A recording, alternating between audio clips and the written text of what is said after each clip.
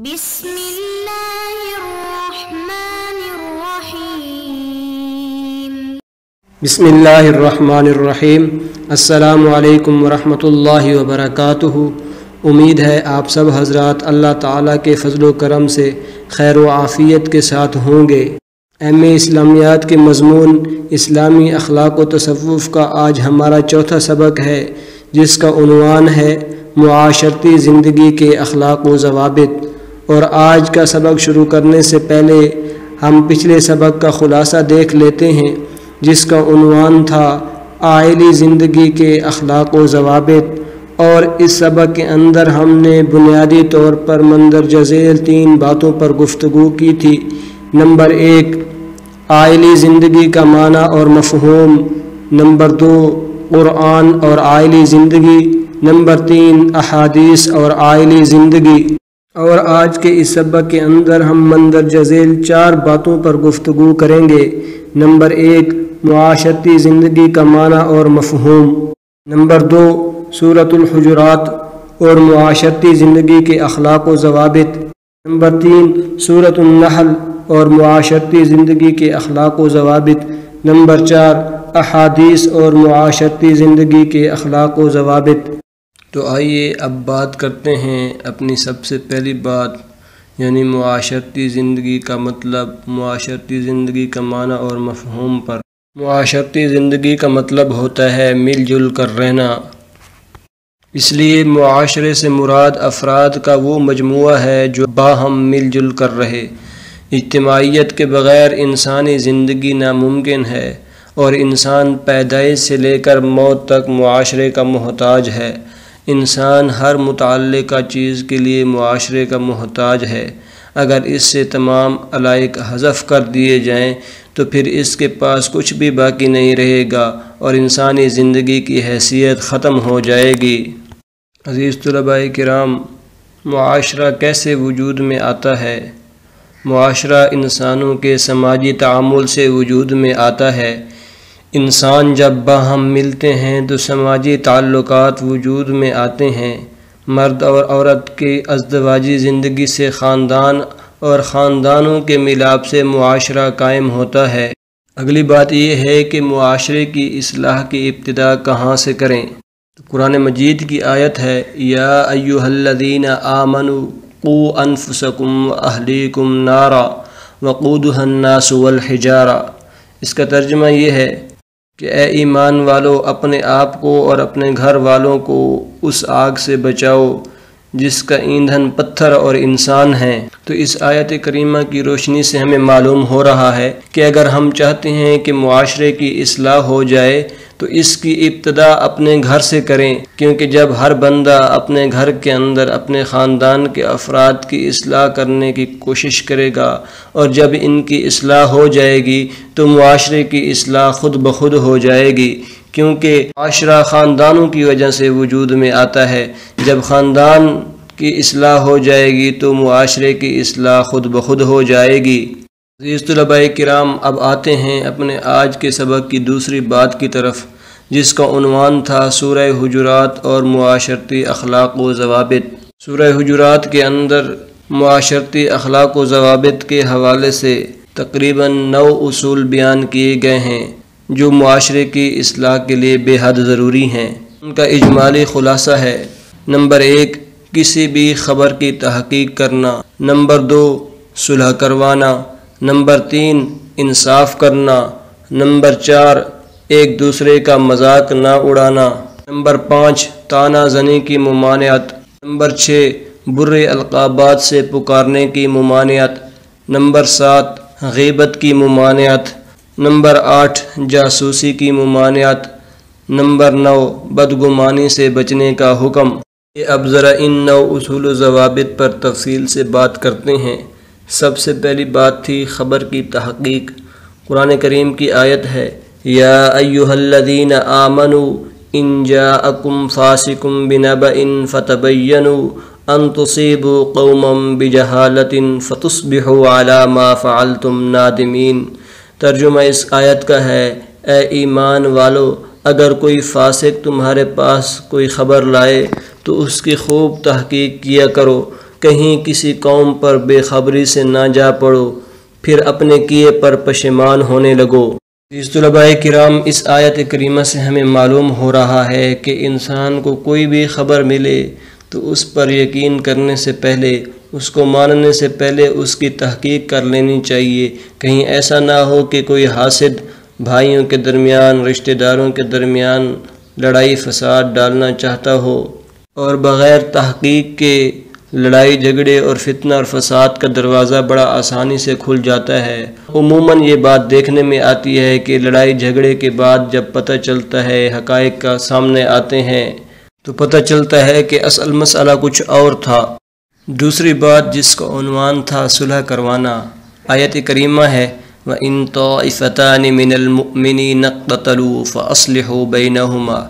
ترجمہ اس کا ہے، اور اگر مسلمانوں کے دو گروہ آپس میں لڑ پڑیں تو ان کے درمیان صلح کرا دو۔ آیت میں بھی ہمیں معاشرتی زندگی کا ایک بہترین اصول نظر آ رہا ہے کہ اگر دو مسلمانوں کے درمیان لڑائی جھگڑا ہو جاتا ہے تو لڑائی جھگڑے کو ہوا دینے کے بجائے، اس کو بڑھانے کے بجائے کوشش کی جائے کہ اس کو ختم کروا دیا جائے اور ان کی آپس میں صلح کروا دی جائے، کیونکہ صلح کروانے پر بھی بڑے فضائل بیان کیے گئے ہیں۔ تیسری بات تھی انصاف کرنا۔ قرآن کریم کی آیت ہے وَأَقْسِطُوا إِنَّ اللَّهَ يُحِبُّ الْمُقْسِطِينَ۔ ترجمہ اس کا یہ ہے، اور انصاف کرو، بے شک اللہ تعالیٰ انصاف کرنے والوں کو دوست رکھتا ہے۔ آیت کریمہ کے اندر بھی ہمیں معاشرتی زندگی کا ایک بہترین اصول نظر آ رہا ہے۔ انصاف کرو، اور انصاف کا مفہوم بہت وسیع ہے۔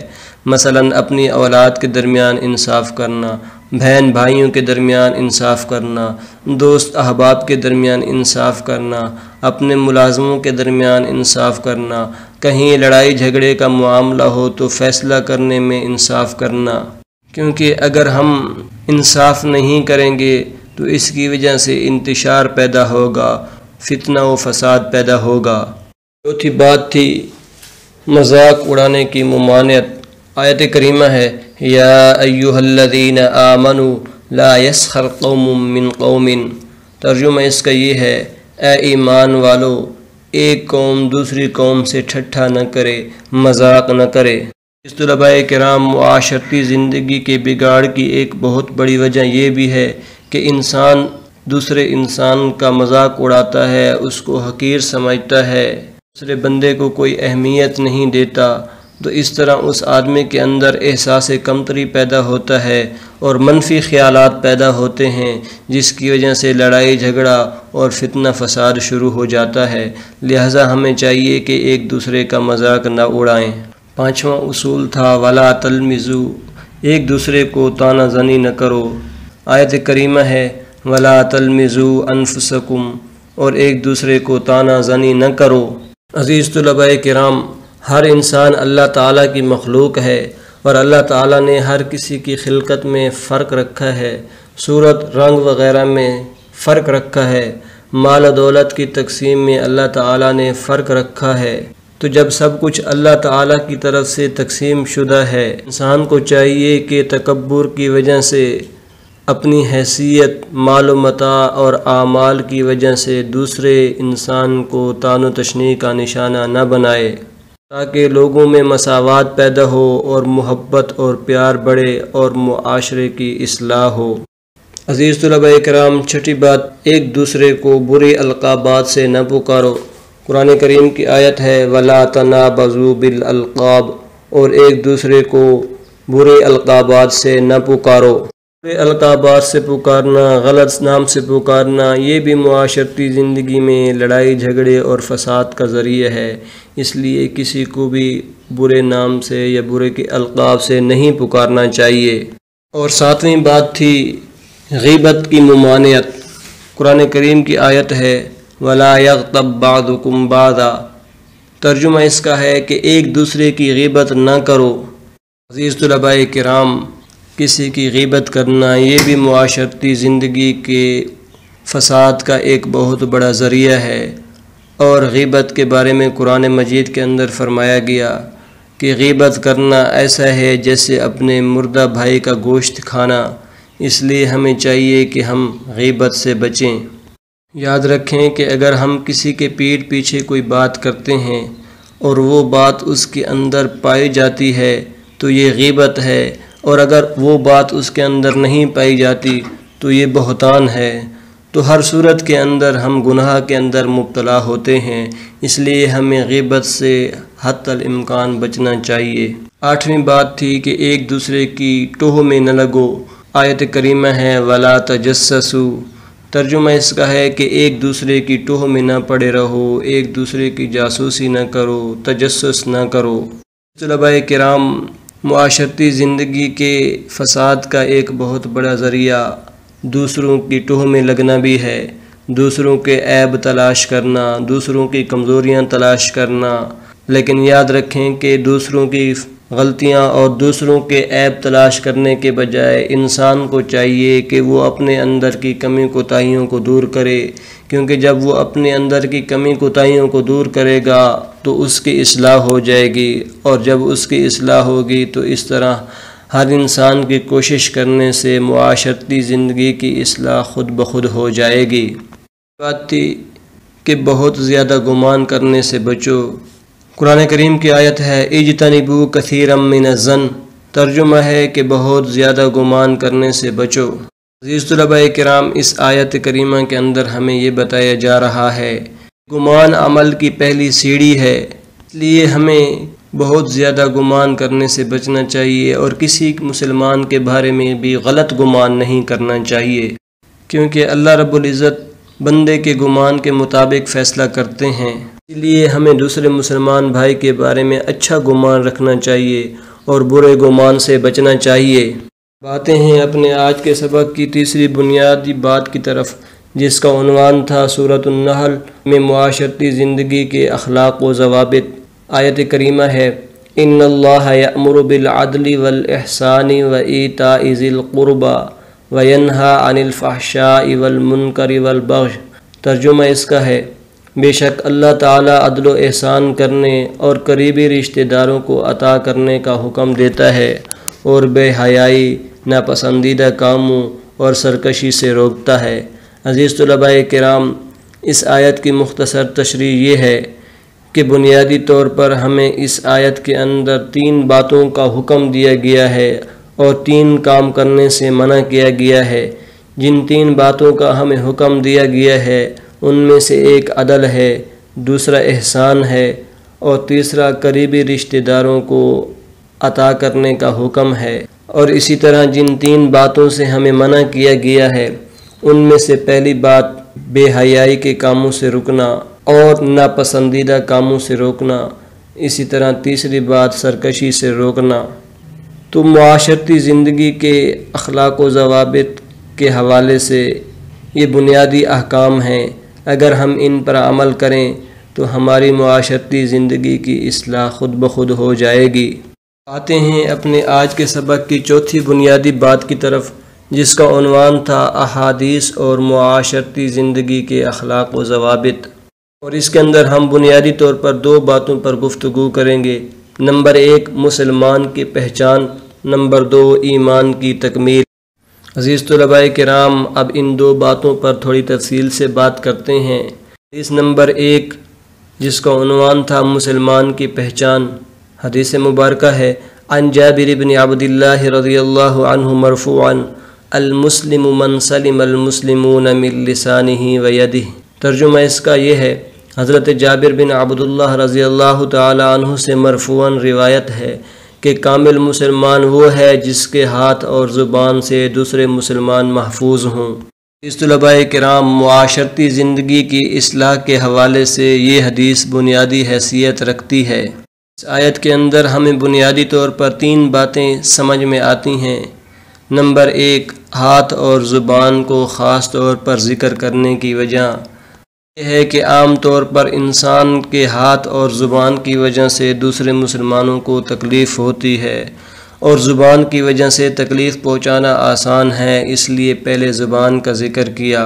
دوسری بات ہمیں یہ سمجھ میں آتی ہے کہ کسی بھی مسلمان کو جسمانی تکلیف نہیں پہنچانی چاہیے، تیسری بات ہمیں یہ سمجھ میں آتی ہے کہ کسی بھی مسلمان کو ذہنی تکلیف بھی نہیں پہنچانی چاہیے، کوئی ایسی بات کر دینا کہ جس کی وجہ سے اگلا بندہ پریشان ہو جائے یا کسی بات کی وجہ سے اس کو تشویش میں ڈال دینا، تو اس چیز کی بھی ممانعت ہے۔ حدیث نمبر 2 جس کا عنوان تھا کامل مومن، حدیث مبارکہ ہے عن انس بن مالک رضی اللہ تعالی عنہ قال قال رسول اللہ صلی اللہ علیہ وآلہ وسلم لا يؤمن احدکم حتی يحب لأخیہ ما يحب لنفسہ۔ ترجمہ یہ ہے، سیدنا انس بن مالک رضی اللہ تعالی عنہ سے روایت ہے کہ رسول اللہ صلی اللہ علیہ وسلم نے فرمایا، تم میں سے کوئی شخص اس وقت تک کامل مومن نہیں ہو سکتا جب تک وہ اپنے مسلمان بھائی کے لیے وہی پسند نہ کرے جو اپنے لیے پسند کرتا ہے۔ عزیز طلباء کرام، یہ حدیث بھی معاشرتی زندگی کی اصلاح کے حوالے سے بنیاد کی حیثیت رکھتی ہے کہ انسان جب اس بات کو اپنائے گا کہ جو چیز اپنے لیے پسند کرتا ہے وہی اپنے مسلمان بھائی کے لیے پسند کرے، اور جو چیز اپنے لیے ناپسند سمجھتا ہے وہی مسلمان بھائی کے لیے بھی ناپسند سمجھے، تو اس کی وجہ سے بہت سارے فسادات ختم ہو جائیں گے اور معاشرتی زندگی کی اصلاح ہو جائے گی۔ عزیز طلباء کرام، ایک مرتبہ آج کے سبق کا خلاصہ دیکھ لیتے ہیں۔ آج کے سبق کے اندر ہم نے بنیادی طور پر 4 باتوں پر گفتگو کی تھی۔ نمبر 1 معاشرتی زندگی کا معنی اور مفہوم، نمبر 2 سورہ حجرات اور معاشرتی اخلاق و ضوابط، نمبر 3 سورہ نحل اور معاشرتی اخلاق و ضوابط، نمبر 4 احادیث اور معاشرتی اخلاق و ضوابط۔ انشاءاللہ بہت جلد ہم اپنے اگلے سبق جس کا عنوان ہے رذائل اخلاق کے اسباب و محرکات پر گفتگو کریں گے۔ جزاکم اللہ خیر۔ السلام علیکم ورحمۃ اللہ وبرکاتہ۔